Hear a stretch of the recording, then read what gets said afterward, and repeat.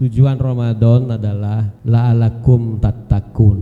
Bulan Ramadan adalah bulan yang di dalamnya diturunkan Al-Quran.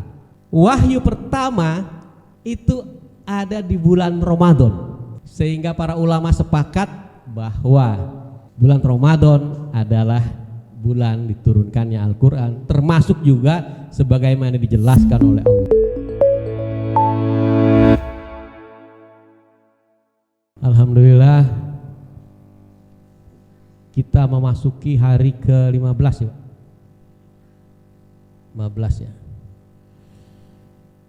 Saya ingatkan lagi bahwa tujuan puasa, tujuan Ramadan adalah la'alakum tattaqun.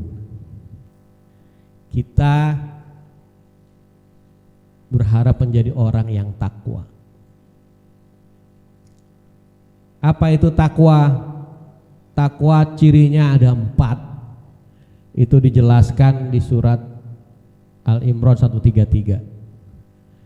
Yang pertama, gemar berinfak, baik dalam keadaan sempit maupun dalam keadaan lapang. Ini yang pertama.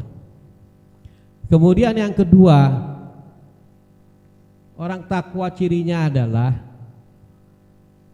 mampu menahan amarah dan mudah memaafkan. Ciri yang ketiga itu senang dengan melihat orang-orang yang berbuat baik. Dan ciri yang keempat, orang-orang yang takwa ketika melakukan kesalahan akan segera mengingat Allah dan bertobat. Di surat Al-Baqarah tadi yang dibacakan, surat Al-Baqarah ayat 183, di ayat yang 185 Allah menjelaskan, berfirman, Syahrul Ramadan allazi unzila fihi Qur'an as wa bayyinatin minal huda wal furqan faman syahida minkum syahra falyasum. Artinya, bulan Ramadan adalah bulan yang di dalamnya diturunkan Al-Quran sebagai petunjuk bagi manusia dan penjelasan-penjelasannya mengenai petunjuk itu, dan Al-Quran sebagai pembeda atau wal furqan, sebagai pembeda antara yang benar dan yang batil. Jadi ada hubungannya antara Al-Quran dengan perintah puasa. Ini ada hubungannya. Jadi Al-Quran dengan perintah puasa ini ada hubungan. Jadi kalau orang di bulan Ramadan yang sekarang ini belum membuka mushaf, yang belum membaca Al-Quran, mulai besok atau mulai nanti malam sudah mulai membuka. Karena ini hubungannya sangat kuat. Sangat kuat hubungan antara Al-Quran dengan puasa. Memang Al-Quran itu diturunkan secara berangsur-angsur kata Allah, tidak sekaligus. Diturunkan selama 23 tahun, sejak Rasulullah berumur 40 tahun di Gua Hira sampai dengan usia 63 tahun ketika beliau haji wada di Mekah. Diturunkan secara berangsur-angsur. Tetapi wahyu pertama itu ada di bulan Ramadan, sehingga para ulama sepakat bahwa bulan Ramadan adalah bulan diturunkannya Al-Quran, termasuk juga sebagaimana dijelaskan oleh Allah. Kapan diturunkannya? Di akhir Ramadan, yang kita kenal dengan malam kemuliaan. Malam apa? Lailatul Qadar. Lailatul Qadar itu ada yang bilang tanggal 21, 23, 25, 27, 29. Pokoknya di akhir Ramadan. Kenapa di akhir bukan di depan? Karena ya, kitab Al-Quran itu ada dua bentuk. Yang pertama sebagai Alkitab, yang kedua sebagai Al-Hikmah. Sebagai hikmah Al-Quran itu bisa diturunkan oleh Allah kapan saja. Nah, tetapi khusus di bulan Ramadan, ya, Allah ini menilai. Jadi ibaratnya malam Lailatul Qadar itu adalah malam wisuda. Orang-orang yang selama sebulan itu berpuasa dengan baik, kemudian mendalami Al-Quran. Bukan hanya kalau orang kan tadarus itu disamakan dengan hataman, padahal nggak sama ya. Tadarus itu nggak sama dengan hataman. Kalau hataman uber-uberan nih, kejar setoran. Nih aku bisa hatam 2 kali pada bulan Ramadan ini gitu kan. Tidak hanya itu, kalau tadarus itu mendalami, berdiskusi, bertukar pikiran supaya kita mendapatkan hikmah. Seperti tadi saya sampaikan bahwa Al-Quran itu ada 2 sebagai Alkitab dan Al-Hikmah. Lailatul Qadar, hikmah-hikmah yang akan dibagikan oleh para malaikat itu akan diberikan kepada makhluk Allah yang memburu hikmah Al-Quran ya.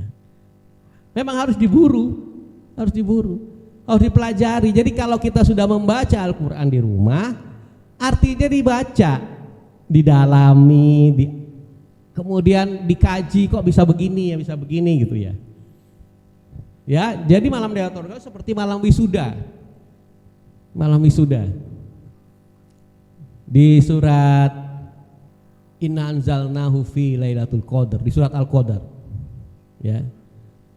Sesungguhnya Allah menurunkan Al-Qur'an pada malam Lailatul Qadar. Wa ma adraka ma Lailatul Qadar. Apakah malam kemuliaan itu? Lailatul Qadri khairum min alfi syahr. Malam yang lebih baik dari 1000 bulan.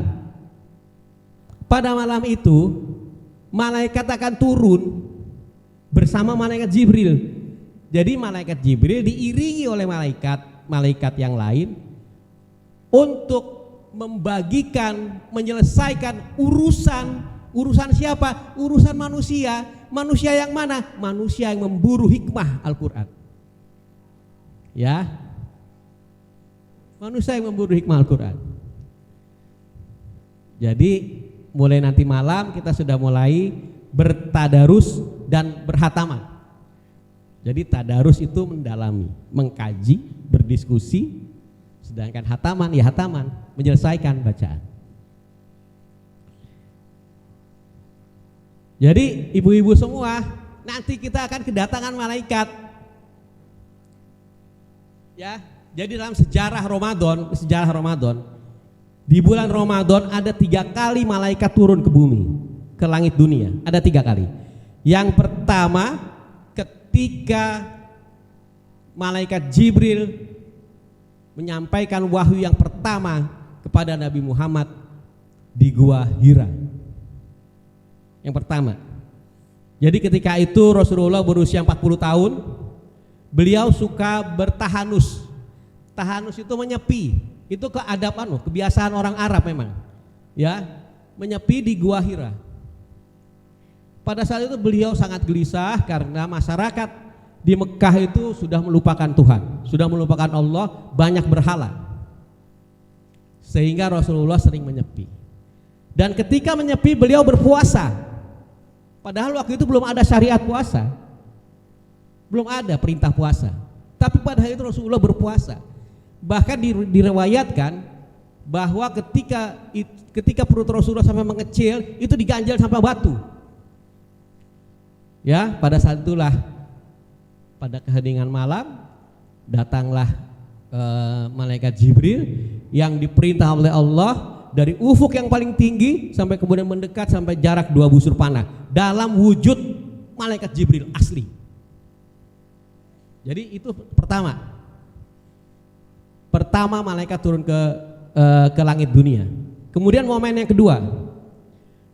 kedua malaikat turun ke bumi ketika membantu Rasulullah perang Badar. Itu perang Badar itu perang yang paling mencekam, perang yang paling menakutkan. Kenapa? Musuhnya itu puluhan ribu, sedangkan pasukan Rasulullah hanya ratusan. Jadi dilanda ketakutan yang luar biasa pasukan umat Islam waktu itu. Kemudian Rasulullah berdoa, minta pertolongan sama Allah, dan dijanjikan oleh Allah akan dibantu dengan 1000 malaikat. Akan dibantu oleh 1000 malaikat. Kemudian karena pasukan Rasulullah ini ketakutan, sama Allah dibikin ngantuk, dibikin rileks. Ini ada di surat Al-Imran ceritanya. Ini saya baca di surat Al-Imran. Dibikin rileks supaya tidak takut, dibikin ngantuk, kemudian dibikin seperti mimpi bahwa musuhnya itu sedikit. Musuhnya sedikit. Musuhnya sedikit, kemudian begitu akan perang sama Allah diberi hujan. Supaya apa? Supaya setan-setannya hilang, supaya kakinya jejak bumi ini kuat, supaya semangatnya tambah besar. Dan akhirnya perang Badar, perang yang paling mencekam, itu dimenangkan oleh pasukan Rasulullah. Perintahnya Allah kepada malaikat apa? Pukul lehernya dan tangannya. Jadi itu yang kedua. Itu terjadi pada tanggal 17 Ramadan, perang Badar. Jadi malaikat turun ke langit dunia. Kemudian yang ketiga, malaikat turun ke langit dunia ketika malam Lailatul Qadar. Nah ini yang kita tunggu, ya. Kita masih punya waktu. Ya memang nggak bisa dicegat ini, ya. Tetapi disarankan untuk beritikaf. Itikaf itu mengheningkan, kita hening, karena ketika hening itu jiwa kita semakin tajam, ya. Udah tahu malaikat seperti apa? Ibu-ibu pernah ada yang lihat malaikat? Malaikat itu makhluk Allah yang pertama kali diciptakan. Pertama kali Allah menciptakan makhluk itu namanya malaikat. Ketika menciptakan jagat raya, karena tugasnya malaikat itu ngatur urusan, sehingga harus bersamaan paling tidak dengan menciptakan jagat raya. Jagat raya ini kalau ada yang menghitung perkiraannya katanya 200 miliar tahun cahaya, ya, udah sangat luas, ya, sangat luas. Umurnya sudah 14 miliar tahun. Ada di surat Al-Fatir ayat 1. Alhamdulillahi fatiris samawati wal ardi ja'ilil malaikati rusulan. Malaikat itu, ya, diciptakan oleh Allah untuk mengurus urusan-urusan. Memiliki sayap 2, 3, dan 4. Jadi malaikat itu punya sayap. Ya, tapi jangan lupa malaikat ini makhluk berdimensi tinggi. Malaikat makhluk langit, ya, makhluk dimensi tinggi. Tapi kalau manusia dan jin itu makhluk bumi. Setelah Allah menciptakan malaikat bersamaan dengan menciptakan jagat raya, teorinya kalau secara teori itu namanya teori Big Bang, ya.